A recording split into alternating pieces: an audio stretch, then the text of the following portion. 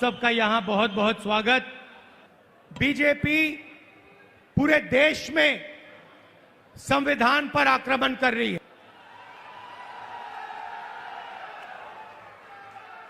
जहां भी हम देखते हैं संविधान पर बीजेपी के लोग आक्रमण कर रहे हैं। कल मैं बिहार में था और बिहार में जैसे महाराष्ट्र में चुनाव चोरी किया गया, वैसे ही बिहार में चुनाव चोरी करने की कोशिश की जा रही है। वैसे ही बिहार में चुनाव चोरी करने की कोशिश की जा रही है और चुनाव चोरी करने के लिए इलेक्शन कमीशन ने नई साजिश शुरू की है। इलेक्शन कमीशन बीजेपी का अंग का काम कर रहा है, अपना काम नहीं कर रहा है। महाराष्ट्र में लोकसभा और विधानसभा के बीच में 1 करोड़ नए वोटर आ गए। आज तक किसी को नहीं मालूम ये वोटर कौन थे और कहां से आए। हमने इलेक्शन कमीशन से एक बार नहीं अनेक बार कहा है, आप हमें वोटर लिस्ट दीजिए, आप हमें वीडियोग्राफी दीजिए। इलेक्शन कमीशन नहीं देता है और जो चोरी महाराष्ट्र में हुई वही चोरी फिर से ये लोग बिहार में करने जा रहे हैं। कल मैं बिहार गया, इंडिया गठबंधन के नेताओं के साथ हमने कहा कि बिहार में हम इलेक्शन कमीशन को बिहार का चुनाव चोरी नहीं करने देंगे, बीजेपी को चुनाव नहीं चोरी करने देंगे। भाइयों और बहनों, ओडिशा इनका मॉडल है। यहां पे 5-6 बड़ी कंपनियों को ये आपका पूरा का पूरा धन दे रहे हैं। अभी मैं डेलीगेशन से मिला, किसान के डेलीगेशन से मिला, महिलाओं से मिला और उनकी आवाज सुनी, उनका दुख सुना, उनका दर्द सुना। भाइयों और बहनों, जल, जंगल और जमीन आदिवासियों की है। मैं फिर से दोहराना चाहता हूं, जल, जंगल और जमीन आदिवासियों की है और आदिवासियों की रहेगी।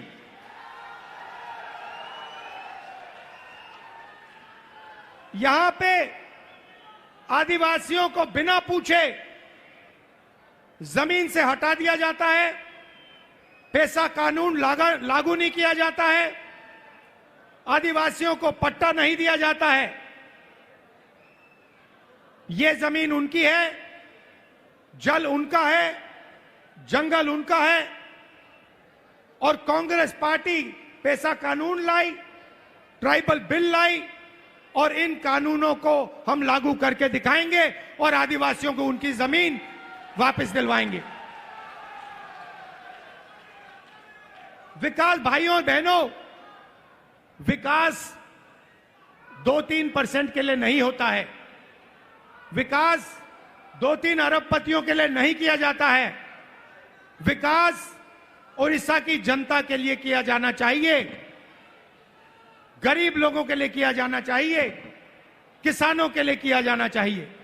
यहां की सरकार 24 घंटा आपका धन, आपका जंगल, आपकी जमीन आपसे छीनती है, आपको जमीन से हटा देती है, आपको सही मुआवजा नहीं देती है, आपको धमकाती है, आपको डराती है। और मैं यहां स्टेज से कहना चाहता हूं, हमारे आदिवासी भाई हो, हमारे किसान हो, हमारे मजदूर हो, जिन पर भी सरकार आक्रमण कर रही है, जिनके खिलाफ अत्याचार हो रहा है, उनके साथ कांग्रेस पार्टी के सारे नेता खड़े मिलेंगे। मैं खड़ा मिलूंगा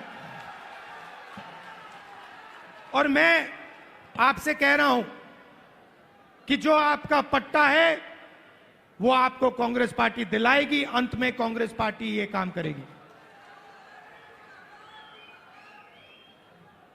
नरेंद्र मोदी जी एक नई योजना लाए थे। पूरे देश में उन्होंने फसल बीमा योजना, एक नई योजना लागू की थी। उन्होंने कहा था कि जब किसानों को मुश्किल होगी, तूफान ओले से उनका नुकसान होगा, तो ये नई योजना उनकी मदद करेगी। और उन्होंने क्या किया? उन्होंने आपसे पैसा लिया, गरीब जनता से, गरीब किसानों से पैसा लिया प्रधानमंत्री बीमा योजना के लिए, सरकारों से पैसा लिया, सेंट्रल गवर्नमेंट से पैसा लिया, और वो पैसा उन्होंने उन्हीं 3-4 बड़ी कंपनियों को दिलवाया। आज सच्चाई यह है कि जब आंधी आती है, तूफान आता है, ओला गिरता है, किसान को मुआवजा नहीं मिलता। हजारों करोड़ रुपए नरेंद्र मोदी जी ने किसानों का पैसा, स्टेट सरकारों का पैसा, यूनियन दिल्ली की सरकार का पैसा उठाकर इन कंपनियों को दिया।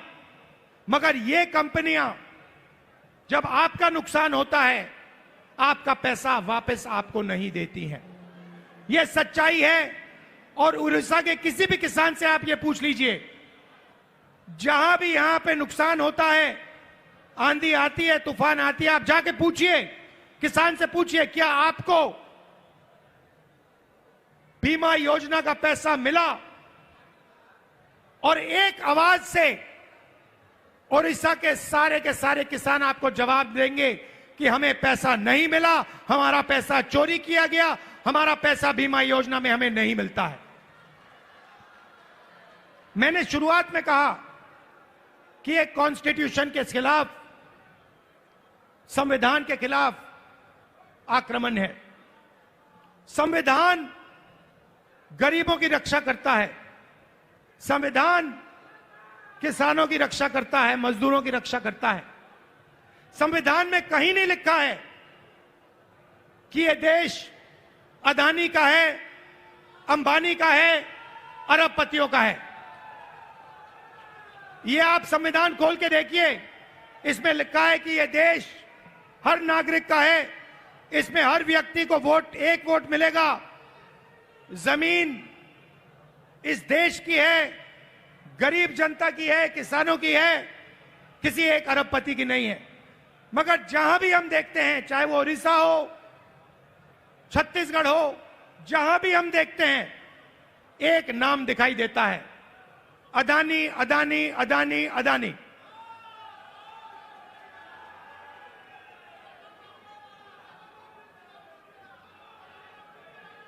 मतलब अदानी जी उड़ीसा की सरकार चलाते हैं, अदानी नरेंद्र मोदी को चलाता है। और जब उड़ीसा में जगन्नाथ यात्रा निकलती है, आप सोचिए, रथ निकलता है, जगन्नाथ यात्रा का रथ निकलता है, लाखों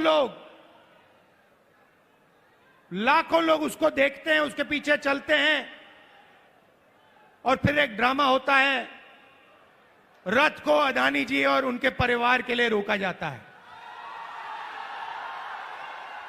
इससे आपको उड़ीसा की सरकार के बारे में सब कुछ समझ आ जाएगा। यह उड़ीसा की सरकार नहीं है, यह आपकी सरकार नहीं है, यह अदानी जैसे 5-6 अरबपतियों की सरकार है।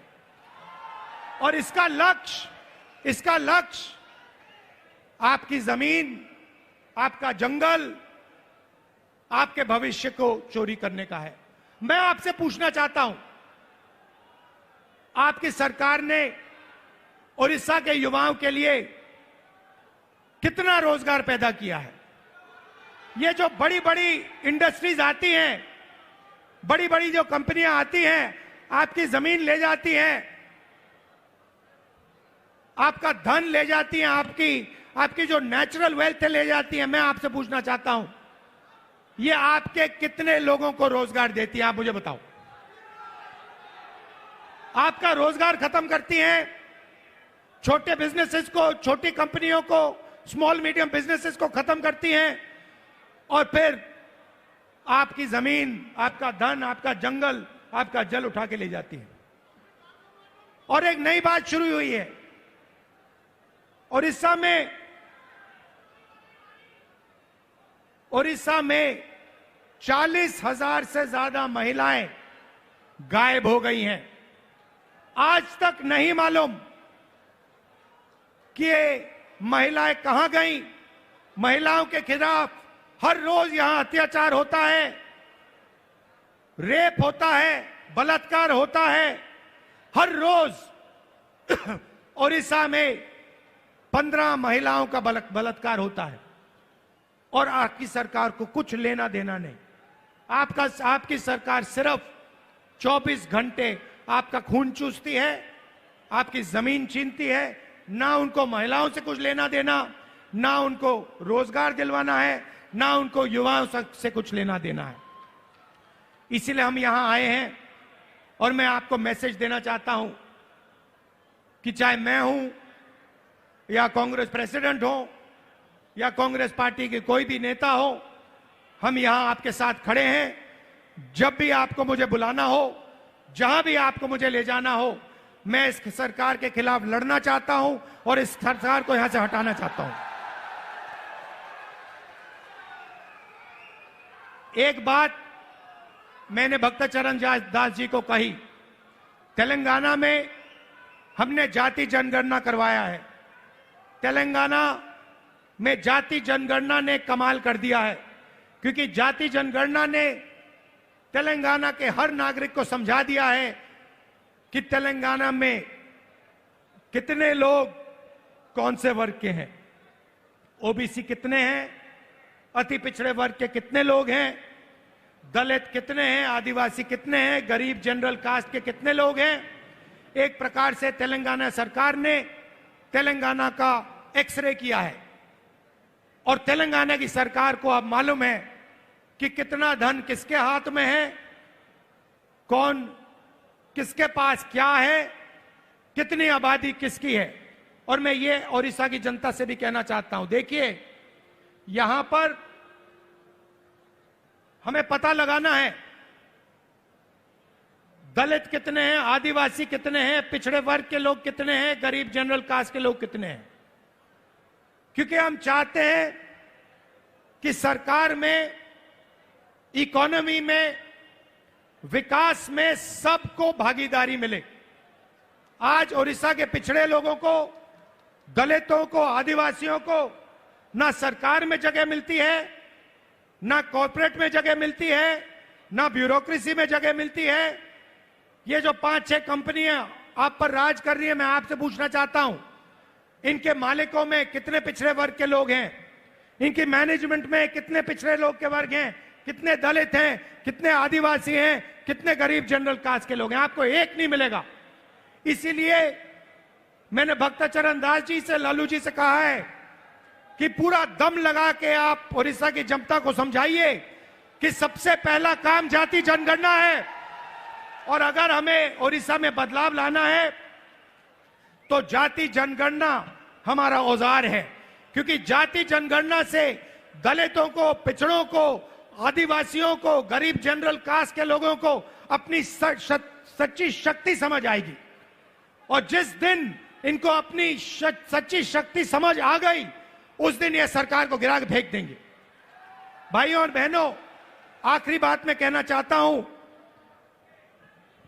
बीजेपी की सरकार ने ड्राइवर्स एसोसिएशन और यूनियन से पर पूरा दबाव डाला कि वो इस मीटिंग का समर्थन नहीं किए। उन्होंने पूरा दबाव डाला, धमकाया और डराया ड्राइवर यूनियन को, एसोसिएशन को, कि यहां पे इस मीटिंग में कांग्रेस पार्टी का समर्थन न कीजिए। और इस मीटिंग को डिसरप्ट करने में मदद कीजिए। और मैं यूनियन को और एसोसिएशन को धन्यवाद करना चाहता हूं कि आपने इस मीटिंग का समर्थन किया।